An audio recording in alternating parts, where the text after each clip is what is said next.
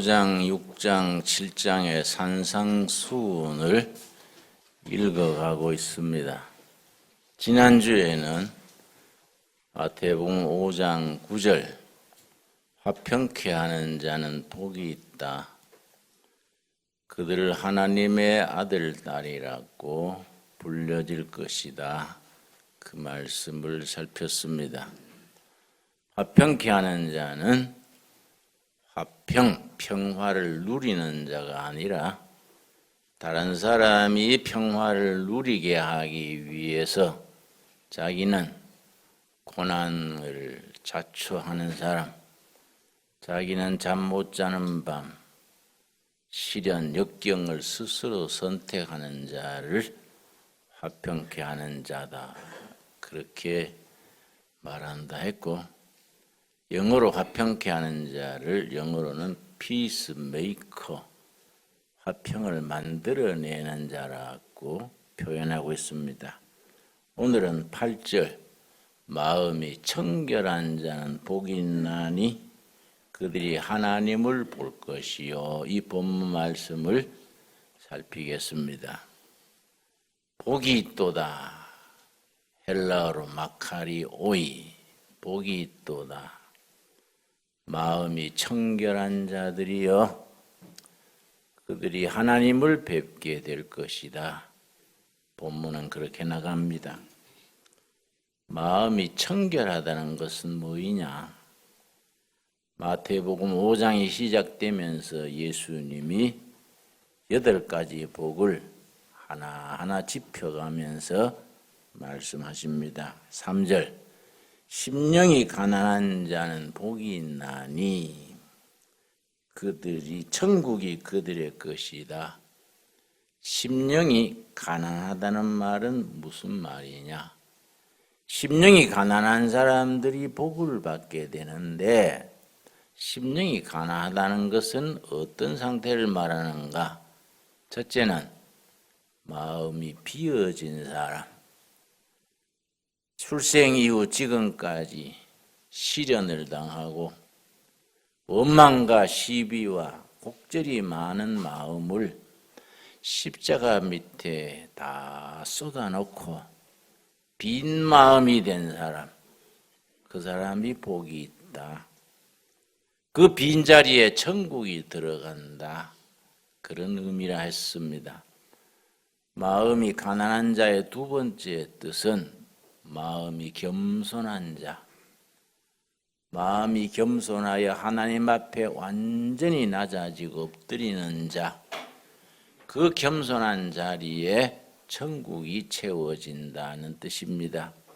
세 번째, 마음이 가난하다는 말은 마음이 깨끗한 자입니다.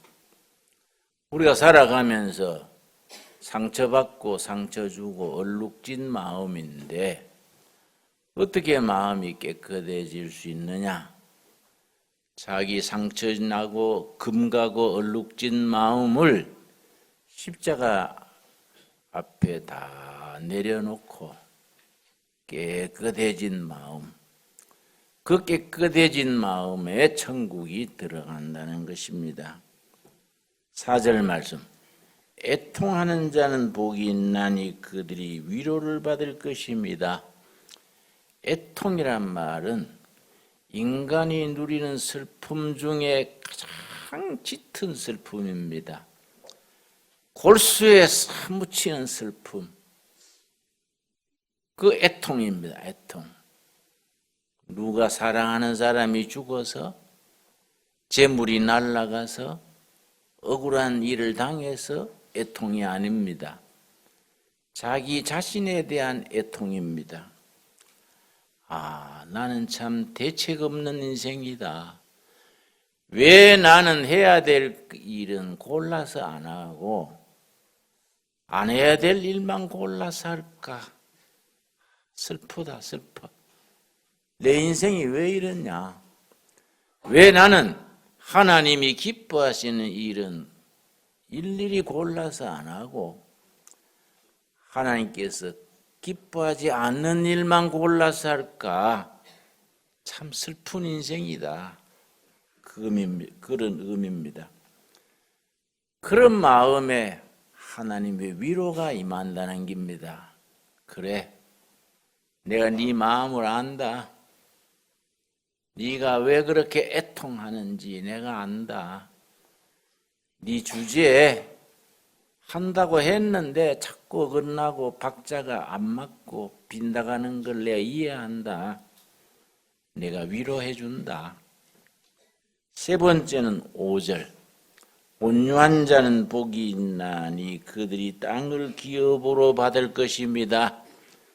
온유한 자에게 복이 있는데 그 사람들이 땅을 차지하게 된다. 역사의 주인공들이 된다. 미래를 차지하게 된다. 그 뜻입니다. 온유한 자, 세 가지 온유가 있습니다. 하나님에 대한 온유, 이웃에 대한 온유, 나 자신에 대한 온유, 세 가지가 합쳐져서 온유한 자입니다. 그렇게 온유한 자가 미래를 차지하고 역사를 이끌어가게 되고 땅을 지키는 사람들이 된다. 그럼 하나님에 대한 온유는 뭐이냐? 사업이 부도가 나고 건강이 망가지고 억울한 일을 당하고 말할 수 없는 재난을 당해도 구약의 욥기처럼 주신 분 또 하나님이고 거두시는 분 또 하나님이시다. 어떠한 경우에도 하나님을 원망하지 말고 나를 나보다 더 잘 아시는 하나님께서 지금 당하는 재난도 슬픔도 억울한 일도 결국은 나에게 유익하게 하시는 손길인 줄 믿습니다. 이 하나님에 대한 온유입니다. 욥이 그랬지요. 사업이 부도가 나서 재산이 한꺼번에 날아가고 건물이 무너져서 자식들이 떼죽음을 당하고 자기 악성 피부병이 걸려서 기와장으로 피부를 푹푹 문지르면서 고통의 한가운데 서 있게 됩니다. 그 자리에서도 욥은 하나님을 원망하지 않았습니다. 하나님께서 나한테 가장 좋은 걸로 베푸실 줄 믿습니다. 그 마음에서 흔들리지 않았습니다. 이 하나님에 대한 온유입니다. 이웃에 대한 온유는 뭐이냐? 상대방이 나를 해코지하고 손해보게 하고 몹쓸 짓을 해도 힘이 없어서가 아니라 충분히 안갚음할 수 있고 복수할 수 있는데 내가 참지, 내가 참아야지.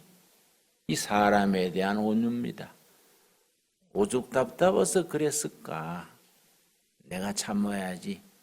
그냥 하나님 앞에 직고하고 하나님, 아무개가 나한테 못할 짓을 합니다. 참을 힘 주시옵소서. 너그럽게 받아들이게 하여 주시옵소서. 그게 온유입니다. 그렇게 온유한 사람이 땅을 차지한다는 약속입니다. 자기 자신에 대한 온유는 뭐이냐?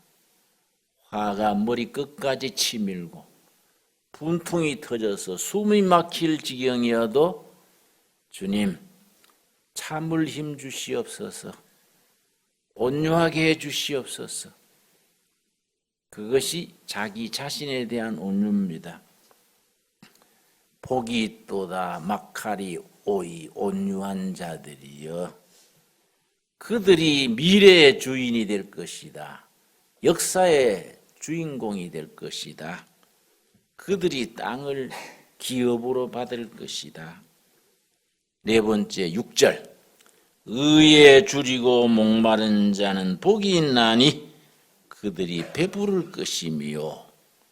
의에 줄이고 목마른 자, 사람이 사람답게 사는 세상, 정의로운 사회, 행복한 국민을 이루기 위해서 하나님의 뜻이 땅에 이루어지는 그런 세상을 만들기 위해서 타는 목마름으로 인생을 투자하는 사람, 그 사람들이 복이 있다.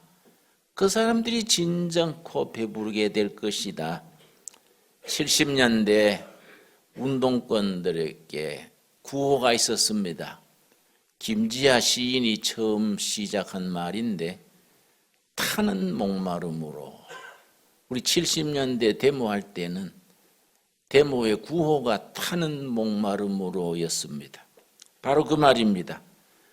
의로운 세상, 바른 사회, 행복한 국민, 하나님의 뜻이 이루어지는 그 세상을 이루기 위해서 타는 목마름으로 안타까워하는 사람, 자기의 희생과 자기의 손해를 다 무릅쓰고 뭔가 사람 살만한 세상을 이루기 위해서 인생을 투자하는 사람, 그들은 영육간에 배부르게 될 것이다.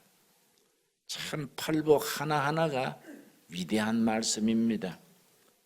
7절, 긍휼히 여기는 자는 복이 있나니 그들이 긍휼히 여김을 받을 것입니다.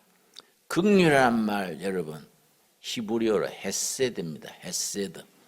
성경 전체 중에서 하나님의 마음을 가장 정확하게 표현한 단어가 헤세드입니다.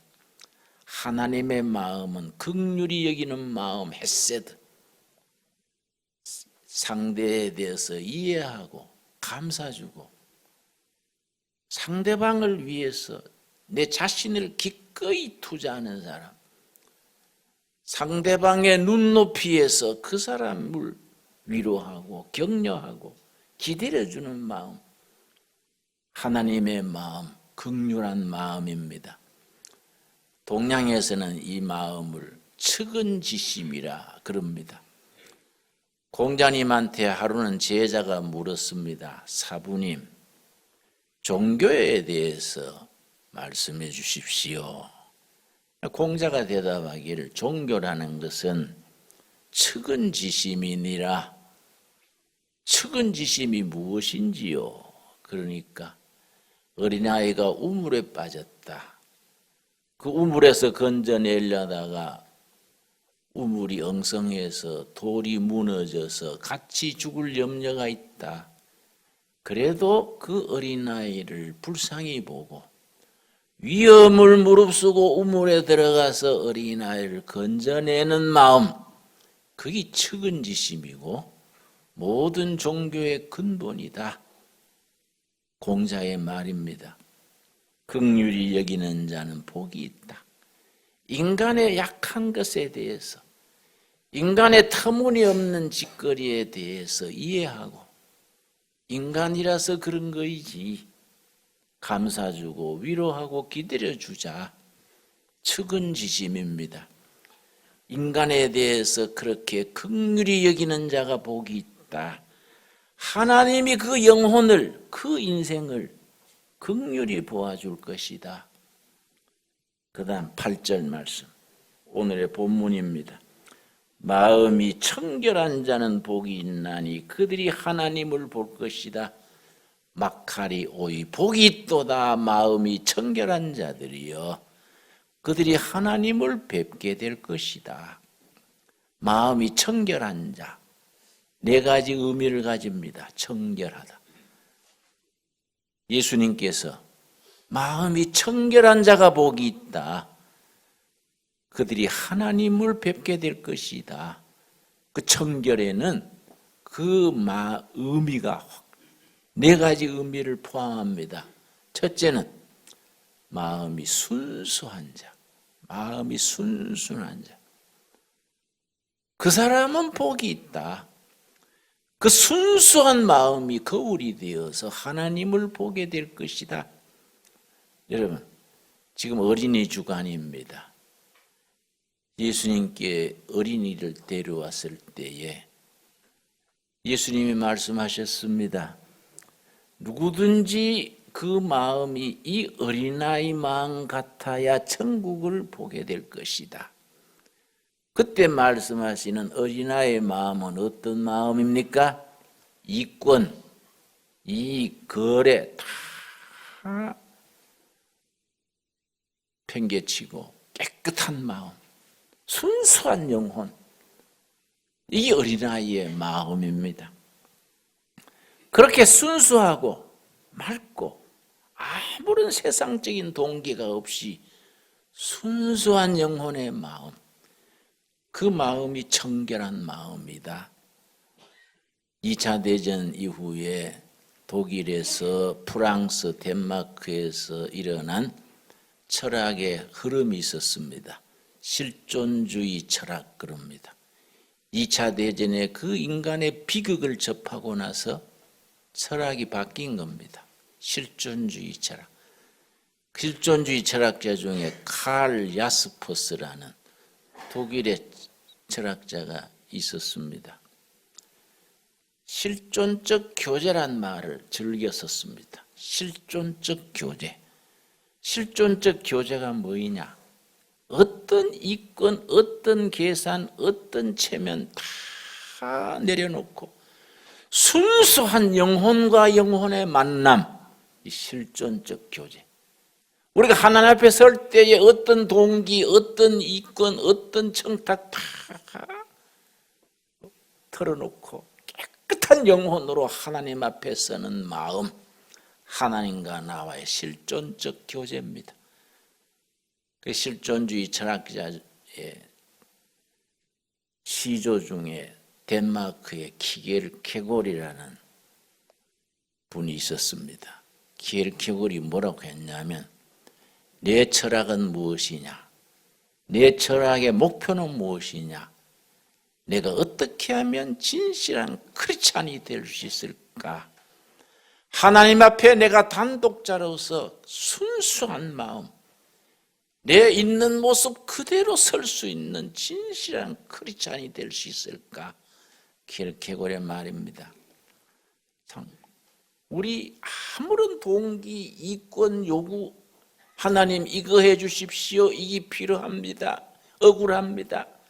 다 십자가 밑에 내려놓고 맑은 마음, 순수한 마음으로 어린아이 같은 마음으로 하나님 앞에 설 때에 하나님을 뵙게 된다는 겁니다. 여러분, 실수하는 것은 용서가 됩니다. 하나님 앞에는 순수하지 못한 것 용납되지 않습니다. 여러분, 순수한 마음, 깨끗한 마음으로 하나님 앞에 설 수 있기를 바랍니다. 그렇게 예수 믿는데도 뭐 이유가 많고 조건이 많아요. 교회 와서도 요구가 많습니다. 어떤 교인이 몇 분 나오다가 안 나와서 내가 그거는 왜 안 보이지 그랬더니 목사님에 대해서 섭섭한 게 있답니다. 뭐이 섭섭할까? 목사님이 인사를 안 받고 그냥 지나갔대요. 그러면 야무지게 얘기를 하지. 나는 뭘 생각을 하면 빠지는 버릇이 있어서 지나가도 모를 때가 있다. 내가 우리 집사람한테 장인들은 이름을 잊어버려가. 여보, 장인들은 성함이 무엇이지? 성은 강신 줄 알겠는데 어떻게 섭섭해 하는지. 응? 섭섭할 게 아니라 그거 내가 내 이름이면 알면 되지 장인 이름까지 내가 어떻게 알겠냐. 여러분, 예수 믿는데도 이유가 많고 조건이 많아요. 우리 이달 말에 그 장로님, 안수 집사님, 권사님 취임을 하지요. 우리 목사님도 위임 목사가 되지요. 저는 30살에 목회를 시작해서 지금까지 목회를 하는데 내가 세운 교회가 11교회입니다. 12번째 동두천 둘의 교회를 내가 마지막이지요. 장로 선거를 여러 번 했습니다. 그런데요, 장로 선거에 떨어지면은 교회를 딴 데로 가버린 사람들이 있어요. 그래서 내가 어안이 벙벙한 겁니다. 떨어지면 아이고 편하고 좋구나 그래 생각하지 뭘 또 교회를 옮길까. 장로에 됐다고 천당 2층 가는 것도 아닌데 떨어지면 떨어지지 그걸 가지고 교회를 옮기냐. 뭐 예수 믿는데도 이유가 많고 조건이 많아요. 여러분 최소한도로 하나님 앞에 정직하고 순수할 수 있기를 바랍니다. 내 모습 이대로. 그런 말 있죠. 내 모습 이대로. 내 인간 영혼 아무 조건이 없이 영혼 대 영혼의 만남, 순수한 혼의 만남, 얼마나 이 참 소중합니까? 여러분 청결한 마음의 두 번째는 알곡입니다. 알곡. 우리는 농촌에서 자라서 잘 알지요. 가을거지 끝난 뒤에 벼농사 타작을 한 뒤에 모아가지고 쭉정이는 바람에 불려서 날아가게 하고 알곡만 딱 챙겨서 가마니에 담습니다. 근데 우리 지역에서는 그 나무로 만든 풍구랑 있어. 풍구. 그게 사투리인지 표준말인지 모르겠습니다만 이 나무로 큰 기계가 있는데 바람을 일으키지요. 선풍기가 아니라 손풍기죠. 손으로 돌려서 바람을 일으키니까 그 위에서 벼를 붓습니다. 그러면 손으로 돌리면은 그 바람에 쭉정이는 멀리 날아가고 알곡만 밑에 떨어집니다. 거기 청결한 마음이야. 쭉정이는 다 흘러보내고 건불은 다 날아가고 순수한 알곡, 거기 청결한 마음입니다. 우리 심령이 하나님 앞에서 알곡 농사와 같은 그런 알찬 마음이 될 수 있기를 바랍니다. 그런 마음을 하나님이 기뻐하시고 만나신다는 겁니다. 세 번째 청결한 마음이 어떤 마음이냐? 여러분, 돌을 녹여가지고 금을 캡니다. 금을 뽑습니다. 돌을 처음부터 뭐 금이 따로 나옵니까? 돌을 큰 용광로에 넣고 1500도에 1800도 열을 가하면 바위가 녹습니다. 바위가 녹으면 금은 제일 무겁습니다. 금은 밑에 깔아앉고 바위는 위에 물이 뜹니다. 그걸 쏟으면은 제일 마지막 남는 게 금입니다. 제일 무거우니까요. 여러분 이 뒷산에 금이 많다 그래요. 황소 한 마리만한 금이 산에 들었다 그래요. 그렇다고 꽹이 들고 산에 올라가지 마시고 일본 시대에 금 캐다가 해방되니까 가버린 금광, 금굴이 3개 있습니다. 내가 일부러 3개 돌아봤어요. 응? 그 돌을 캐가지고 1300도, 1800도 사이에 열을 가하면 돌이 녹습니다. 그걸 다 쏟아버리고 마지막 남는 것이 99.9% 순금입니다. 순금. 여기 청결한 마음, 청결한 마음. 우리 마음이 하나님 앞에서 그렇게 99.9% 순금과 같은 진실되고 알차고 소중한 마음이 될 수 있게 되기를 바랍니다. 그런 마음의 영혼의 사람들이 하나님을 뵙게 된다는 겁니다. 여러분, 잠언 17장 3절 보겠습니다. 잠언 17장 3절. 풀무에서 돌을 녹여서 금을 캐는 본문입니다. 잠언 17장 3절 말씀. 우리 마음이 그렇게 순수한 금과 같은 그런 마음을 가질 때에 살아계신 하나님을 우리가 뵙게 됩니다. 17장 3절. 도가니는 은을, 그 다음 뭐라 그랬습니까? 풀무는 금을 연단하거니와 여호와는 마음을 연단하시느니라. 바위더미에서 금을 뽑아내기 위해서 1000몇백 도의 열을 가해서 녹여서 거기서 순금을 뽑아내듯이, 풀물에서 연단해서 금을 뽑아내듯이 하나님께서는 고난의 풀무에서, 시련의 역경과 풀무에서 우리 마음을 연단시켜서 하나님을 뵐 수 있는 마음으로 훈련시킨다는 겁니다. 여러분, 개인이나 가정이나 이 나라나 시련이 올 때에 하나님께서 우리를 사랑하셔서 정금 같은 순금 같은 그런 믿음으로 하나님을 뵙게 하려고 하나님이 허락하시는 시험이구나, 그런 깨달음이 있게 되기를 바랍니다. 제가 좋아하는 말씀 중에 욥기 23장 10절입니다. 욥기 23장 10절 말씀.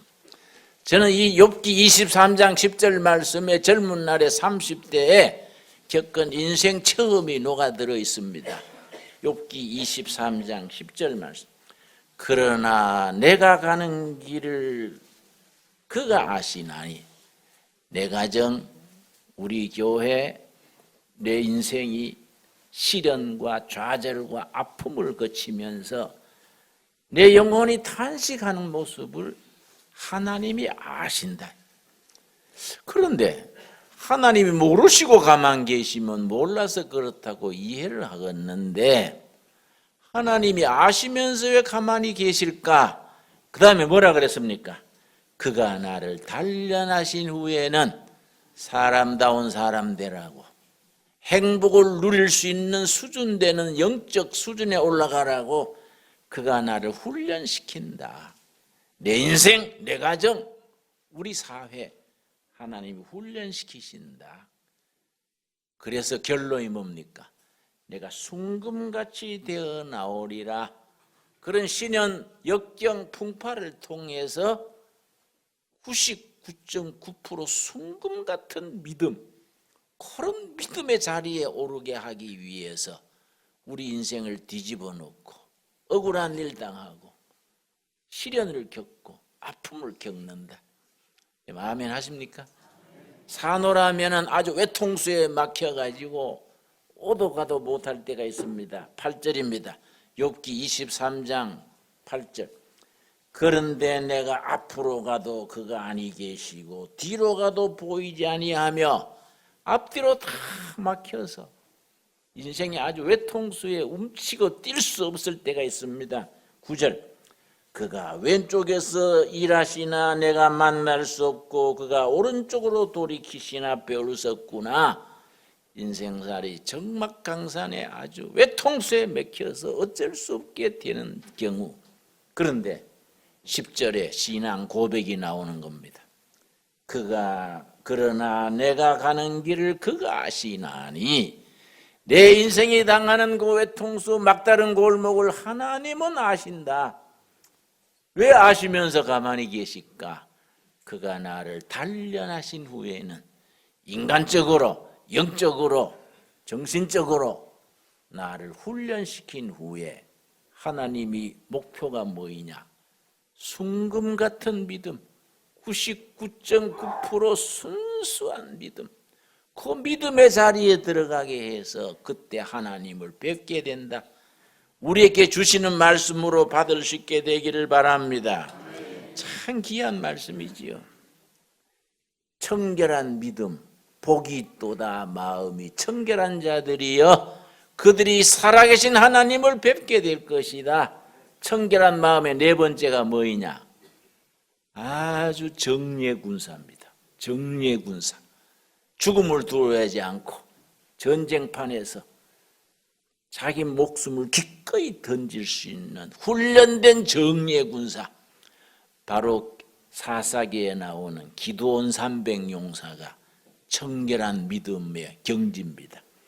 여러분, 기드온 300용사 미디안 족속한테 7년간 압제를 받았습니다. 가나안 땅에 들어가서 세월이 지난 후에 미디안 족속이 들어와서 7년간 괴롭힘을 당했습니다. 1년 내에 농사져서 추수할 때가 되면 미디안이 올라와서 전부 걷어가 버리는 거예요. 이게 7년을 되풀이했습니다. 그때 하나님이 보내신 사사가 기드온이지요. 사사기에 12명의 사사가 나오는데 12명 한 사람 한 사람이 작은 예수입니다. 신약에 오시는 구세주, 구원자 예수님을 나타내는 작은 예수가 사사들입니다. 미디안 7년 만에 누가 등장했다는 겁니까? 기드온. 기드온이 나팔을 불고 우리가 미디안을 쫓아내자 나팔을 부니까 사람들이 구름대같이 모였습니다. 32,000명이 모였습니다. 32,000명으로 미디안하고 전쟁을 하려 하니까 하나님께서 너무 많다. 너희 32,000명이 미디안 쫓아내면 너희 힘으로 쫓아냈다 할 거 아니냐? 저 이런저런 조건이 많은 사람, 두려운 사람, 용기 없는 사람 다 집에 돌아보내라. 그래서 기드온 용사가 32,000명 앞에서 여러분 하나님이 너무 많다 하십니다. 우리가 지금 싸워서 이기면은 하나님의 도우심이 아니고 우리 힘으로 숫자로 이겼다고 착각할까 봐 하나님이 줄이라 하십니다. 사연이 있는 사람, 겁나는 사람 다 집에 가십시오. 22,000명이 돌아갔습니다. 10,000명이 남았어요. 하나님께서 너무 많다. 더 줄여라. 알맹이만 줄여라. 그래서 몇 명 건졌습니까? 300명. 거기 청결한 마음, 청결한 마음. 그래서 뜨거운 대낮에 막 몇 시간 동안 훈련을 한 뒤에 목이 말라서 막 까무러칠 지경 됐을 때에 요단강 강물에 물을 마시게 했습니다. 뭐 하루 종일 훈련하고 목이 마르니까 벌떼같이 가가지고 막 창이고 방패고 던져버리고 물에 그냥 엎드려서 꿀꺽꿀꺽 마셨습니다. 그런데 그 중에 소수는 적이 오는지 위험하지 않는지 다 살피면서 방패를 들고 손바닥에 물을 떠서 입으로 핥았습니다. 그 사람이 몇 명이란 겁니까? 300명. 그 청결한 마음입니다. 청결한 마음. 확실한 정의의 군사. 하나님이 뽑아 세우신 전사. 위대한 전사. 그 사람들이 하나님의 역사를 주도하고 그 사람들이 하나님의 뜻을 땅에 펼쳐나가는 핵심이 되는 겁니다. 여러분, 그런 정의의 군사, 청결한 마음입니다. 복이 있도다, 막칼이 오이, 마음이 청결한 사람들이여 그들을 하나님이 만나게 해줄 것이다. 여러분, 우리 마태복음 5장 8절 우리 합심해서 한번 읽고 오늘 말씀 마치겠습니다. 마태복음 5장 8절 우리 다 찾았습니까? 여러분 8가지 복이 하나하나가 소중합니다. 하나하나 정말로 너무나 의미가 깊습니다. 5장 8절 마음이 청결한 자는 복이 있나니 그들이 하나님을 볼 것이며 오늘 우리에게 주시는 살아계신 하나님의 살아있는 말씀으로 받을 수 있기를 바랍니다. 기도하겠습니다. 주님 은혜를 감사드립니다. 마음이 청결한 자가 복이 있다 이르셨습니다. 우리가 순수한 마음, 세상의 이권과 세상의 조건 다 떨쳐버리고 순수한 마음 주님 앞에 나오게 하여 주시옵소서. 우리가 정말 정의의 군사처럼 우리 인생 전체를 하나님의 선하신 뜻이 우리 교회를 통하여 세상에 펴는 일에 인생을 거는 99.9% 정금 같은 믿음의 아들, 딸로 세워 주시옵소서. 우리가 타작마당의 모든 쭉정이 모든 금불 다 흘려보내고 알곡과 같은 마음, 청결한 마음을 허락하여 주시옵소서. 그래서 이 혼탁한 세상에서 살아계신 하나님을 뵐 수 있게 하여 주시옵소서.